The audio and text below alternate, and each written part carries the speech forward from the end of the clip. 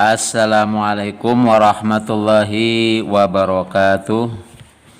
Apa kabar anak-anak kelas 5? Semoga kalian dalam kesehatan dan senantiasa dilindungi Allah Subhanahu wa taala. Alhamdulillah kita bertemu kembali dalam pembelajaran pendidikan agama Islam dan budi pekerti secara daring. Marilah kita buka pembelajaran pada kesempatan kali ini dengan membaca basmalah. Bismillahirrahmanirrahim. Semoga bacaan basmalah tadi membuat kita semua mudah mempelajari dan mudah memahami setiap pembelajaran yang akan kita lakukan. Baiklah anak-anak yang berbahagia, pada kesempatan pagi hari ini kita akan belajar kisah keteladanan Nabi Ilyas alaihissalam. Adapun tujuan pembelajaran pada pagi hari ini adalah guna memahami dan mampu menceritakan kisah keteladanan Nabi Ilyas alaihissalam. Anak-anak yang berbahagia, Nabi Ilyas adalah keturunan keempat dari Nabi Harun alaihissalam.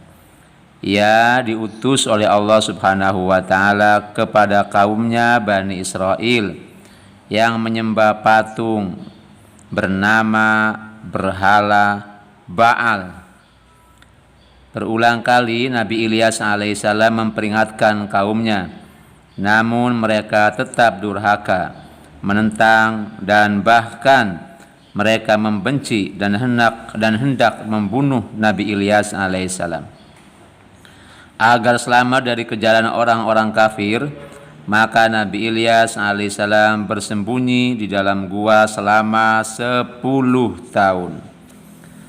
Karena kedurhakaan orang-orang kafir itulah Allah Subhanahu wa taala menurunkan musibah kekeringan. Di sana tidak pernah turun hujan selama 3 tahun berturut-turut.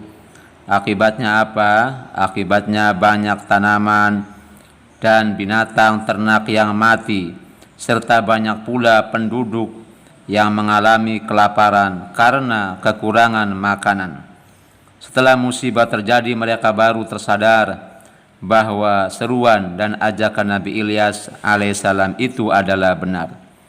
Setelah kaumnya sadar, Nabi Ilyas alaihissalam berdoa kepada Allah Subhanahu wa taala agar musibah kekeringan itu dihentikan. Doa Nabi Ilyas alaihissalam didengar dan dikabulkan Allah Subhanahu wa taala.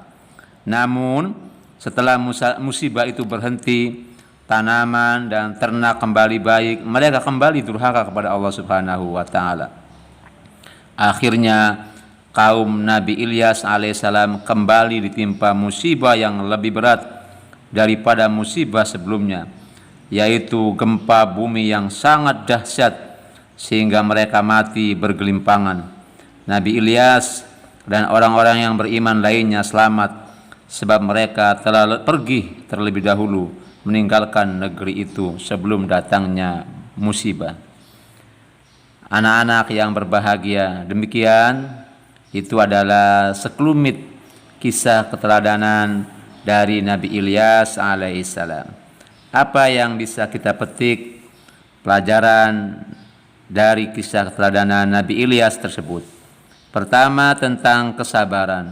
Nabi Ilyas alaihissalam menghadapi umatnya yang menolak, yang mengabaikan ajakan beliau, tapi dengan kesabar Ilyas alaihissalam menghadapi mereka dan senantiasa mengajak mereka kepada kebaikan.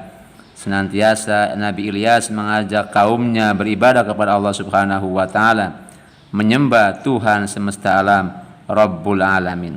Itu yang pertama.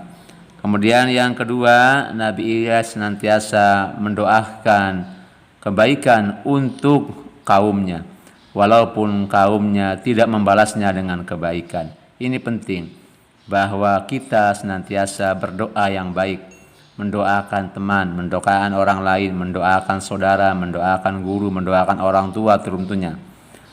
Dan itu adalah akhlak yang mulia, mendoakan orang lain. Walaupun bisa jadi mereka yang kita doakan berbuat tidak baik kepada kita, kita harus senantiasa mendoakan mereka untuk sadar dan menyadari kesalahan mereka. Ketiga, bahwa kadangkala Allah Subhanahu wa taala menguji umat, menguji manusia manakala mereka sedang lalai terhadap Allah Subhanahu wa taala. Ujian ini sebagai teguran.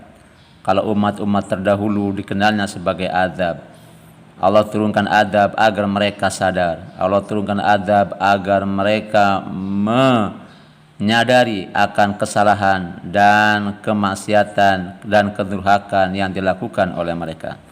Anak-anak yang berbahagia, kemudian itulah beberapa hal yang harus kamu pahami sebagai pembelajaran, sebagai pelajaran, sebagai hikmah yang bisa diambil terkait kisah keteladanan Nabi Ilyas alaihissalam. Demikian pembelajaran ini, semoga bermanfaat. Adapun tugas pembelajaran pada pagi hari ini adalah kamu diminta untuk meringkas, menceritakan ulang secara tertulis kisah keteladanan Nabi Ilyas alaihissalam. Kita akhiri pembelajaran dengan membaca hamdalah. Alhamdulillahirabbil alamin. Billahi taufiq wal hidayah wa ridha wal inayah. Wassalamualaikum warahmatullahi taala wabarakatuh.